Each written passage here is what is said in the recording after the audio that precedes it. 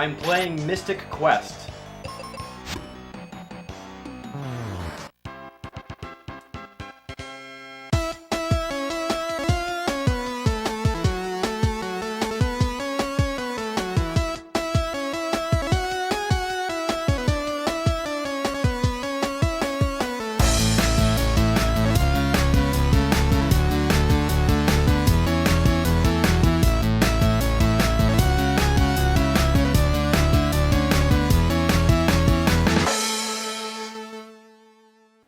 Final Fantasy Mystic Quest is the most hated Final Fantasy game. It's one of the few games that we can all agree sucks. And I'm sure you know the story about this one by now. Final Fantasy Mystic Quest was developed specifically for the US market, who at the time, according to Squaresoft, were idiots. See, the Final Fantasy franchise hadn't exploded in the West like it did in Japan, and Squaresoft thought maybe this is because Americans were too stupid to understand JRPGs.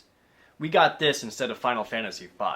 So, Mystic Quest was developed as an entry-level JRPG that's supposed to be super easy to understand, easy to play through, and really easy to beat.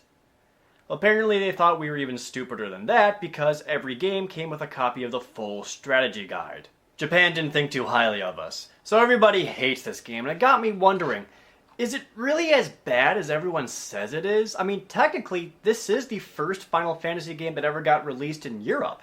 So, sorry about that. The game starts out instantly with danger around me as I'm on a collapsing mountain. Okay, not a bad way to start. You've got my attention. An old guy on a floating cloud tells me to follow him quickly, and he explains the Focus Tower. 4 monsters have stolen the 4 keys and sealed the doors of the Focus Tower, draining energy from the 4 crystals. The crystals represent fire, wind, water, and earth, and it's up to the hero of the Great Prophecy, me, to restore them. Gee, an epic RPG where you gotta collect 4 treasures of the elements. I've never heard that one before. Whoa, wait a sec! In the middle of talking with the old guy, a monster suddenly attacks and we get our first taste of combat. I'll go more into the combat a bit later, but this behemoth is easily killed for, you know, being a behemoth. After killing it, I asked the old man what I should do. He wants me to follow him to the level forest. Level forest? I wonder if that's going to be the forest level of the game. At the forest, talking to the old guy asks what I should do first. His response? Save the crystal of the earth! Sail! Zoom! And then the main character throws out the mannerisms of an Italian used car salesman trying to convince a customer into a sale. Hey, come on! This is the closest thing this game has to humor, by the way, so get ready to see this a lot. It's impossible to advance in the level forest because of all the trees, so I go to the nearby city of Foresta. In one of the tree trunk houses, which is much bigger on the inside than it is on the outside, I meet this girl. I'm Kaylee. I can chop down the tree, but monsters have taken over and I can't get to it. I can help with that. Okay, you win. And then Kaylee joins with her axe. The dialogue in this game is impeccable. Back through the forest, we come across the evil tree and Kaylee hacks it down. But surprise, Minotaur! After swinging at him a few times, he dies, and Kaylee falls over injured because of poison. Her mom instantly shows up despite having no reason to come to the monster-filled forest on her own and takes Kaylee home. She'll give you the axe though, so now I have a new weapon. The only thing that will heal Kaylee is the elixir, which is in the nearby Sand Temple. Except it's not in the Sand Temple because some asshat named Tristram took it. And since I can't afford his asking price of 9,000 gold pieces for it, because my allowance is only 2 GP a month, I have to help him get a treasure in the Bone Dungeon. The Bone Dungeon is relatively uneventful, save for one part where Tristram hands over some bombs. 50 of them. I am now convinced he is a wanted criminal. Towards the end of the dungeon, I encounter the game's first major boss, the Flamerous Rex! Actually, this would be a good time to go over the game's combat. It's stupidly simple, intentionally, and that makes it suck. Animations are super basic, limited options are presented to you, and it doesn't require a whole lot of thinking. Enemies are very easily killed. Granted, Mystic Quest does have a thin layer of strategy on it. Some enemies are weak to certain attacks. Aside from the obvious weak against fire or lightning tropes we're used to, specific weapons can have advantages. For example, fighting a tree, an axe deals extra damage. Flying enemy, bows deal extra damage. It isn't much, but it does add the least bit of thought into attacking. Although the enemies are easy enough that it isn't really required for anyone. It's just faster and more convenient that way. You'll also notice that instead of hit points, there's a health meter. Square must have known that numbers are way too hard for us to read, so they made these neat little boxes to let us know how hurt we are. Now you can switch it over to a number display, but the graphic setting is the default. So by default, you look at the pretty pictures. Your max party size is 2 people, so you'll almost always have a partner with you. Just in case the game still requires too much thinking, you can set your partner to auto, so they'll automatically attack and cast spells. I had them set to manual the whole game because I am not an idiot. All of the enemies are visible on the map screen, so it's possible to get around some battles. I can only assume this is because Square thought beginners wouldn't grasp the concept of random battles. This is actually kind of nice because I did avoid a lot of battles, because battling isn't very fun.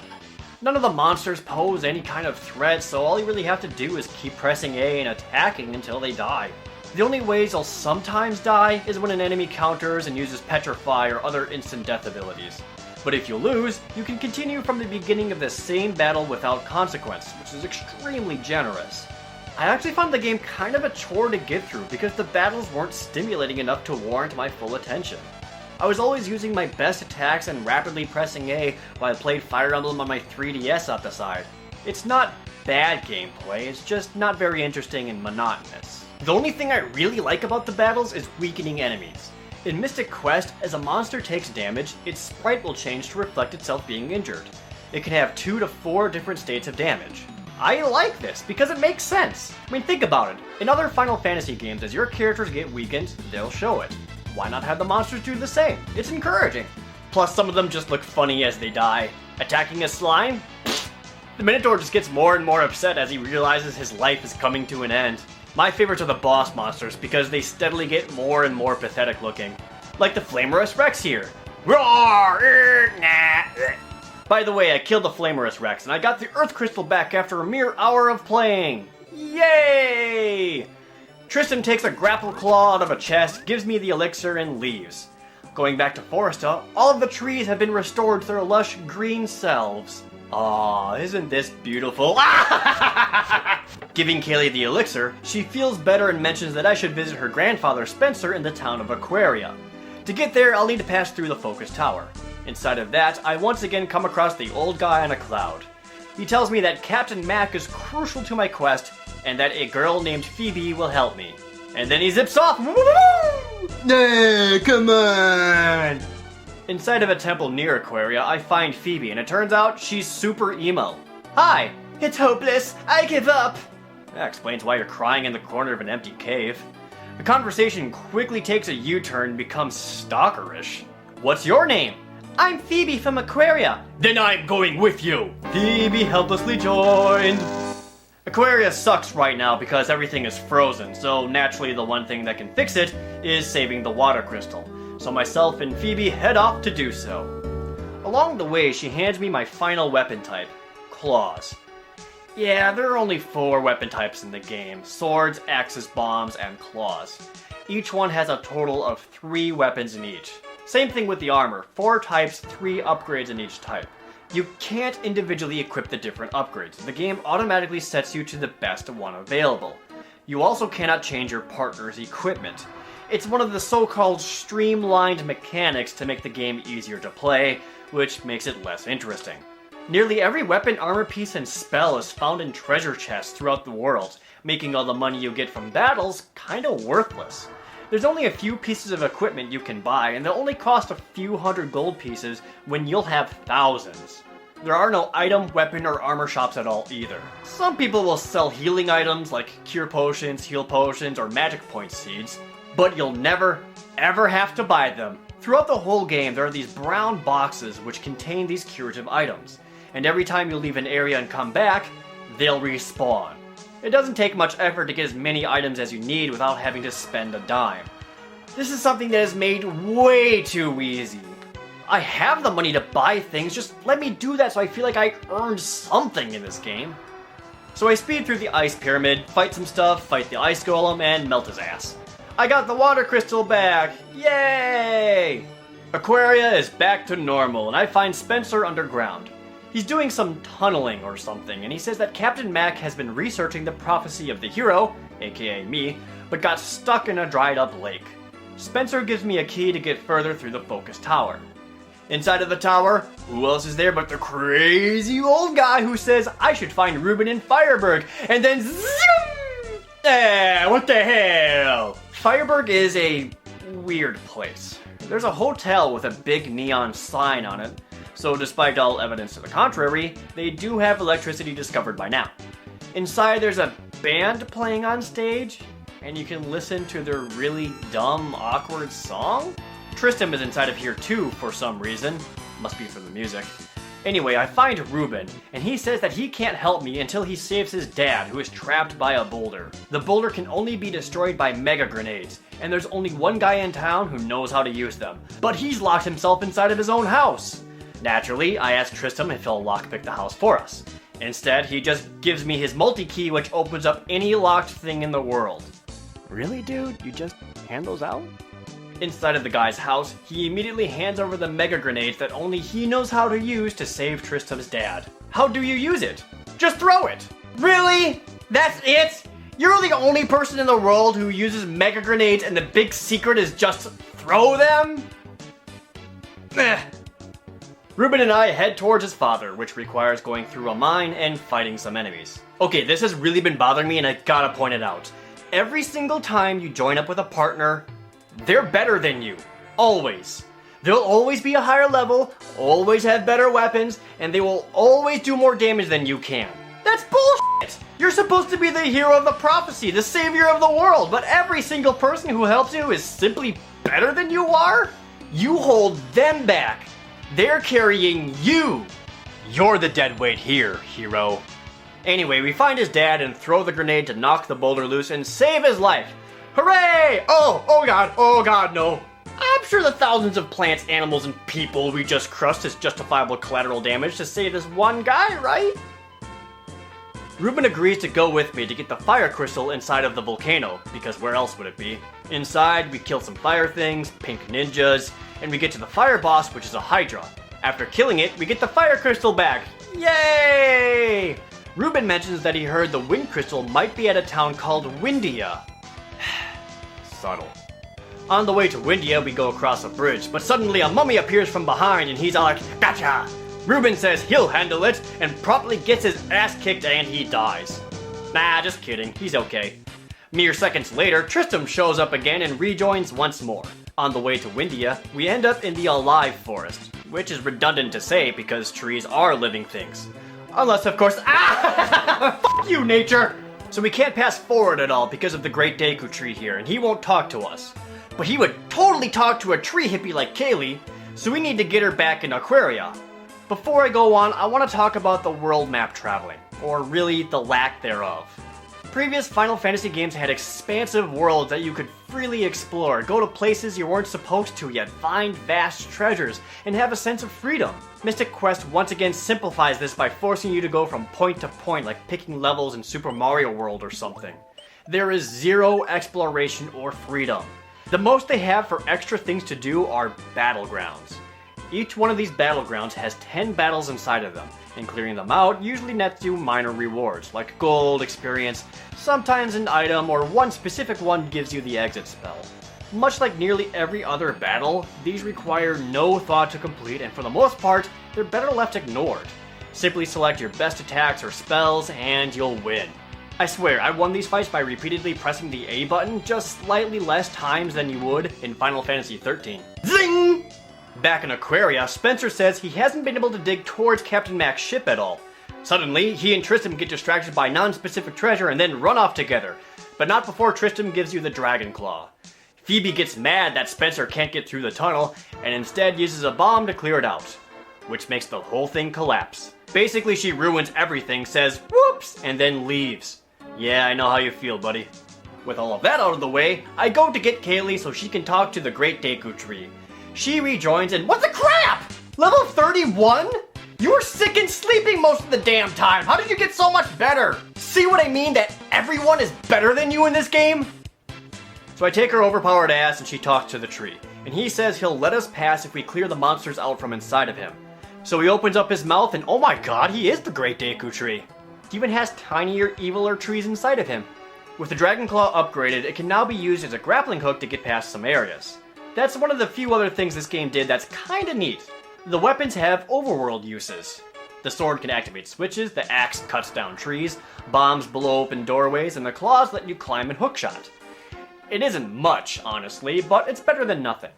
Clearing out all of the tree enemies has them walk you over to Windia. You can tell it's windy here because of the flapping windows. Hey look, a chocobo! See, it's totally Final Fantasy! Inside the town is a crazy inventor named Otto, which is a completely missed opportunity to call him Sid, and his daughter is trapped up on the mountain because of the strong winds. So we go to Mount Gale to fix that, which has one of the most boring color schemes in the game. We get to the boss and he's pretty nonchalant about things. So you're the one who's draining the Crystal of Wind's power! Nah, it's Pazuzu, and then you fight. Now I've heard of the Headless Horseman, but the Headless Horseman with the Headless Horse? How do they know where they're going? He dies and Otto's daughter isn't there. To make her way to Pazuzu's tower, Otto uses a machine to create the Rainbow Road. Mario Kart joke. Inside Pazuzu's tower, you find the daughter Norma instantly and she walks home. You gotta do a bunch of dumb stuff in the tower with some switches and then you fight Pazuzu. Just like everybody else, he's pretty easy to kill, except when he puts up his Psyche shield which reflects magic attacks. Wait a second! A boss that has tactics? That requires me to put forethought and timing into my attacks? Holy hell, we have the makings of a real fight for once! And it only took the game 4/5 of the way through to make it happen. So he dies, I get the Wind Crystal, and everybody you know is back in Windia. They drained the water from a different lake to get Captain Mac's ship afloat again, and after fighting a few things to get to him, Mac tells you more of the prophecy. He's discovered a lost part that tells of a ringleader of the Four Fiends who took the crystals, known as the Dark King, and that he's at the top of the Focus Tower. So Phoebe rejoins me once again, and we take the ship to the final part of the Focus Tower. The Focus Tower pulls out your typical lazy game design of making you refight previous bosses, only now they're easier with less hit points. Skullrus Rex, another Golem, a Fire Wyvern, a Pazuzu clone, killed all of them. I eventually come to a statue of myself, which has some blinking lights, and the crystals tell me they're entrusting me with their power. Their power doesn't do squat, by the way. The most it does is let you open up some chests for things you don't need. Thus, we come up to the final boss, the madman behind all of this world carnage, the Dark King. But he reveals a big plot twist. It was he who started the prophecy about himself ages ago! Well, aren't you an attention whore? The Dark King doesn't really do a whole lot of damage against you. And as you battle him, he slowly begins to reveal his true form, from a Dark King to a Dark King with a lot of arms, to a giant spider. But the game has trained me for this very moment. I muster every ounce of strength I have, devise every strategy I could use for victory, and strike with valor in every swing. His weakness is cure. I don't know why or for what reason, but it absolutely murders him. Sure, you could cast your most powerful wizard spell, Flare, and do about 2,000 damage against him. Or you could cast Cure on him and deal about 18,000. So for a final boss, he didn't take too long to beat. Phoebe and I rejoice over his death, and the old guy appears once more. He shows his true form as the Crystal of Light, and pats himself on the back for guiding me all the way here. He then says some stupid crap about enjoying the world that we have, and then leaves forever. From here, we find out what will happen to the lovable cast of characters we have grown to vaguely know over the game.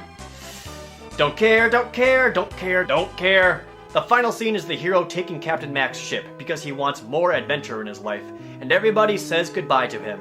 The hero finally sets off, ready to leave, but wait! Tristan suddenly appears on the boat because he heard there might be treasure on this adventure. And finally, credits. I know it doesn't seem like much, but this game was really hard to play through, mostly because I could feel my brain slowly becoming mush as I was playing it. That's why my final rating for this game is a training wheel out of 10. It does what it's supposed to, get you ready for the real thing. But Final Fantasy Mystic Quest suffers from something of an identity crisis. It's way too easy for RPG fanatics, and RPG newbies can find all of the hand-holding almost discouraging from trying other RPGs. The gameplay is too basic to be enjoyable by anyone except for the most naive of players. The story is just stupid. The graphics lack life or emotion, save for the dying monsters. And the music, while okay, it's nowhere near as good as other games in general. At least it's short, you can beat it in about 10 hours. I guess it can introduce the concept of RPGs to new players at the most basic levels, but just like training wheels on a bike, you wouldn't want to be caught with it, and it's nowhere near as fun as the real thing. Mystic Quest is not a very good game, but it's not offensive like a lot of people make it out to be. Honestly though, I'm surprised we got this game at all. Square probably came to the US and was all like, "Hey, yo, you want this game?" And America was like, I don't know. And then Square was like, come on!